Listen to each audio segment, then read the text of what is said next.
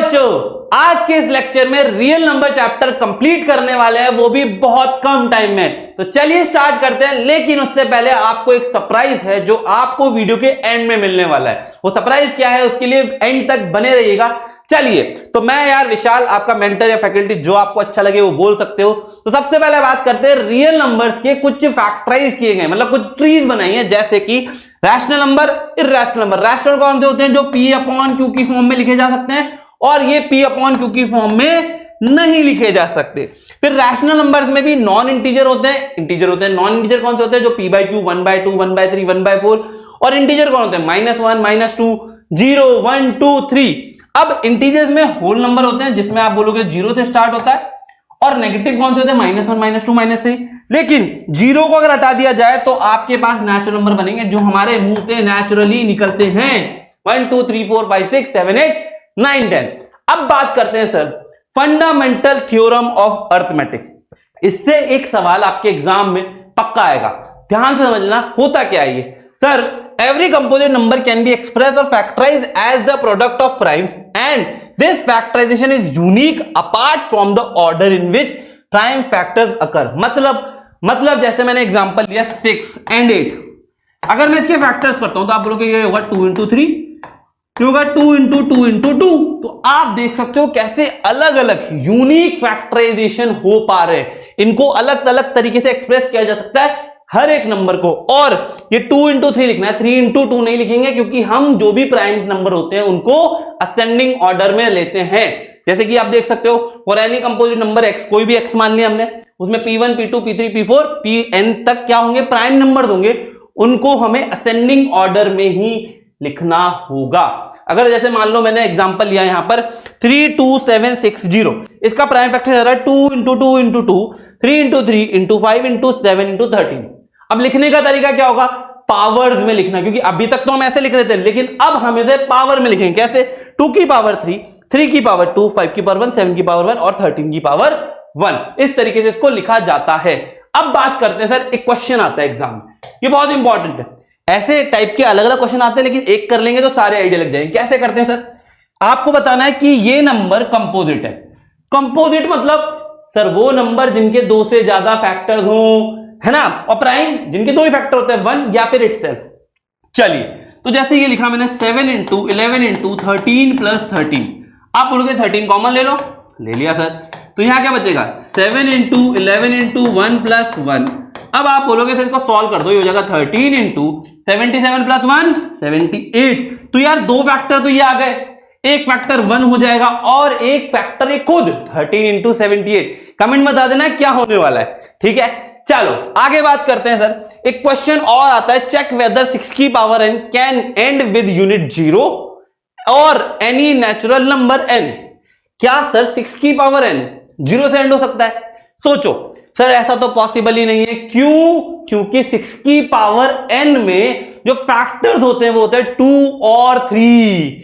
तो हमारे पास क्या आया सर? 6 की पावर n के फैक्टर आएंगे 2 into 3 की पावर n। इसको मैं लिख सकता हूं 2 की पावर n into 3 की पावर n। इसका मतलब क्या है? Fundamental theorem of arithmetic guarantee से ये कहती है कि हमारे पास जो भी नंबर है उसका फैक्टराइजेशन जो होता है वो एक अलग यूनिक तरीके से होता है। तो जब 6 की पावर n में 2 और 3 नहीं आ रहे हैं, है ना, मतलब 2 और 3 आ रहे हैं, मेरा मतलब ये, और 5 और 10 जैसी चीजें नहीं आ रही है, तो ये 0 से एंड नहीं हो पाएगा, चाहे n की कोई भी वैल्यू रख लो। ये आपको लिख कर आना है इस एग्जाम में ऐसे क्वेश्चन के अंदर। इसमें एक 4n भी आता है ना, 4 की पावर n वाला, और भी नंबर आते हैं। चलो अब बात करते हैं प्राइम फैक्टराइजेशन। हमने पढ़ा है सर, जैसे 12 है, 2 into 2 into 3, ये होता है ना प्राइम फैक्टराइजेशन। अगर आपको नहीं करना आता तो बता देते हैं। आप क्या करते हो? जैसे बोला 2 से डिवाइड किया, 2 6 जा 12, 2 से डिवाइड किया, 2 3 जा 6, 3 से डिवाइड किया, 3 1 जा 3। तो ये हो गया प्राइम फैक्टराइजेशन। इसको लिखने का तरीका क्या है? एक्सपोनेंट में 2 की पावर 2 into 3। क्लियर? अब बात करते हैं sir highest common factor. HCF निकालना बचपन में सब सीख कर आए, है ना। अब जैसे ये है 6 का 2 into 3, 2 की पावर 1, 3 की पावर 1। 20 का 2 into 2 into 5, 2 की पावर 2, 5 की पावर 1। अब एचसीएफ होता क्या है? Product of the smallest power of the common prime factor. Smallest power 2 common है, स्मॉलेस्ट पावर क्या है? 1। तो HCF हो जाएगा 2, है ना। वहीं अगर हम बात करें LCM की, product of greatest power of each prime factors, हर एक फैक्टर्स का ग्रेटेस्ट पावर, जैसे कि मैंने कहा 2 तो कॉमन आ रहा है, तो 2 की पावर 2, 3 की पावर 1 और 5 की पावर 1, तो कितना हो जाएगा, ये हो जाएगा था 3 5 15, 15 4 जा 60, तो आपके पास एलसीएम कितना आ गया, 60 आ गया सर। क्लियर। अब इसके बाद आती है बहुत इंपॉर्टेंट रिलेशनशिप। रिलेशनशिप का मतलब क्या है मुझे पता है, तुम समझ गए हो, है ना। Relationship between HCF and LCM of number. Sir इनके बीच में कुछ रिलेशनशिप होता है, जैसे मान लो A और B 2 नंबर हैं, इन दोनों के बीच में क्या रिलेशनशिप है कि सर इसका HCF और इनका LCM का जो प्रोडक्ट होगा वो A और B के प्रोडक्ट के बराबर होगा। जैसे कि आपने इसका HCF निकाला था 6 और 20 का, आपने निकाला 2 और LCM निकाला 60। अब आप इसको मल्टीप्लाई कर दो, नंबर को चेक करो, 6 2 जा 12 120, 6 2 जा 12 120। Sir LHS equal to RHS आ रहा है, यहां पर हम इसको वेरीफाई भी कर चुके हैं। अब बात करते हैं सर एक क्वेश्चन और ले लेते हैं, इसी का एग्जांपल, ये सैंपल पेपर में आया हुआ था। तो 2 पॉजिटिव इंटीजर है A और B, A के फैक्टर्स क्या है x की पावर 3 y की पावर 2, और B के फैक्टर्स क्या है x की पावर 1 y की पावर 3। आपसे पूछा है HCF क्या होगा, सर स्मॉलेस्ट पावर, है ना, कॉमन वालों की। कॉमन क्या है, ये दोनों कॉमन है, तो x की पावर 1 होगी, पावर क्या होगी 1 होगी, क्योंकि सबसे छोटी तो 1 ही है, और इसमें कौन है, इसमें आपकी पावर है 2, तो y की पावर 2, ये आपका HCF। अच्छा LCM क्या होगा, कमेंट में बता देना आप लोग, ठीक है। चलो आगे बात करते हैं sir revisiting of irrational numbers, √2 √3 और √5, इसको कैसे प्रूफ करेंगे। चलिए सबसे पहले बात करते हैं सर, एक थ्योरम आती है, ये थ्योरम जो है 1.3 थ्योरम है आपके बुक की। थ्योरम क्या कहती है कि P अगर कोई प्राइम नंबर है और P जो है A स्क्वायर को डिवाइड कर रहा है, जैसे फॉर एग्जांपल 8 का स्क्वायर 2 से डिवाइड करो, आप लोग हो जाएगा सर, बिल्कुल आसानी से हो जाएगा। तो जो P है, जो 2 है, वो A को डिवाइड करेगा, A कौन है अकेला 8, करेगा क्या नहीं करेगा, यस सर। ये थ्योरम आपके प्रूफ वाले क्वेश्चन में बहुत ज्यादा काम आएगी। चलिए तो देखते हैं √2 को कैसे रैशनल प्रूफ किया जाता है।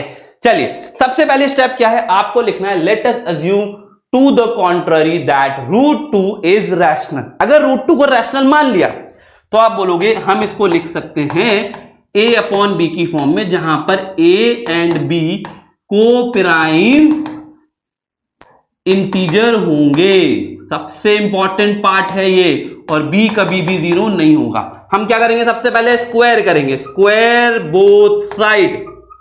जैसे स्क्वायर किया तो आपके पास आ जाएगा 2 बराबर A square by B square, multiply किया तो B स्क्वायर और ये 2 is equal to A square आ गया। ये हमारी पहली इक्वेशन। इसमें आप कह सकते हो कि B जो A स्क्वायर है, A square is divisible bye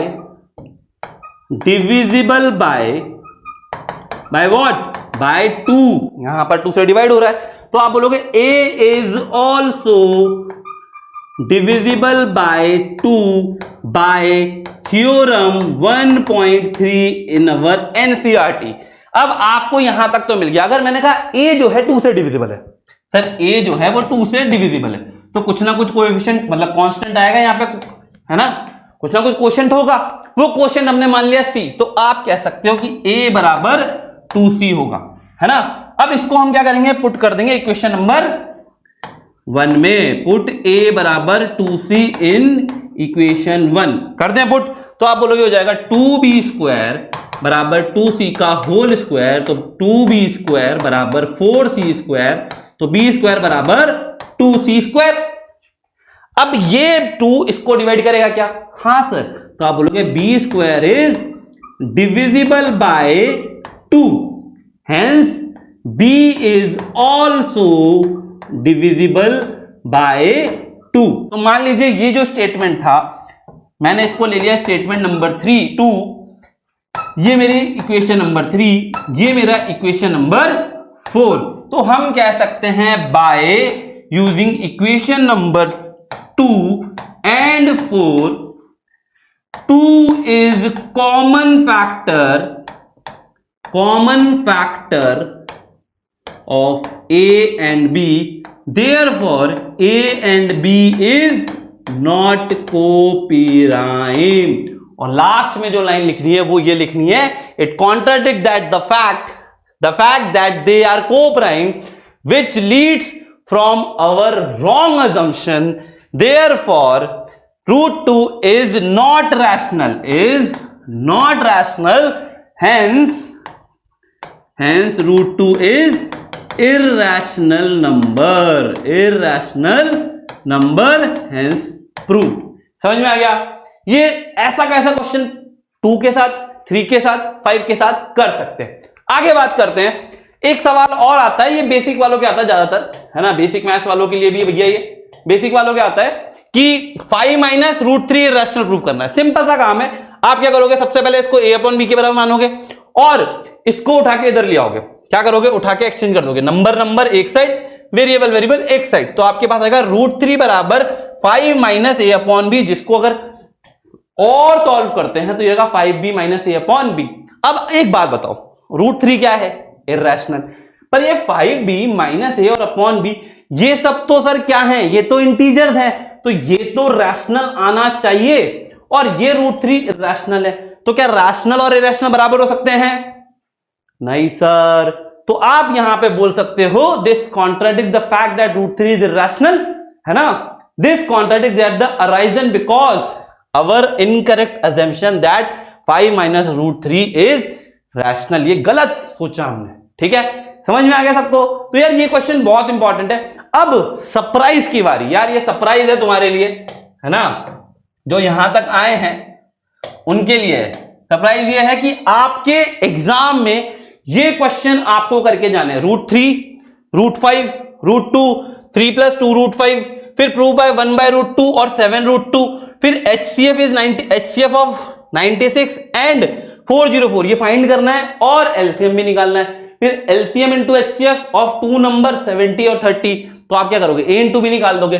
और लास्ट ये क्वेश्चन है, स्क्रीनशॉट ले लो इनके यार, देख सकते हो आप, पहला क्वेश्चन है रेशियोज वाला, दूसरा क्वेश्चन है वर्ड प्रॉब्लम, तीसरा भी वर्ड प्रॉब्लम, चौथा भी वर्ड प्रॉब्लम। ये वर्ड प्रॉब्लम करके जानी है, केस बेस में भी आ सकती है और असर्शन रीजन भी बन सकता है। तो जिन्होंने चैनल सब्सक्राइब नहीं किया है वो चैनल सब्सक्राइब कर लो, क्योंकि यार इसी चैनल से रिजल्ट्स आए हैं। आप देख सकते हो आपकी स्क्रीन पे इतने अच्छे अच्छे रिजल्ट्स हैं, जिन्होंने मैथ्स में 100 लेकर आए, आप लोग भी मैथ्स फोड़ सकते हो। और नेक्स्ट वीडियो के लिए स्टे ट्यून्ड, चैनल सब्सक्राइब कर लो और बेल आइकन हिट कर लेना। Bye bye and all the very best.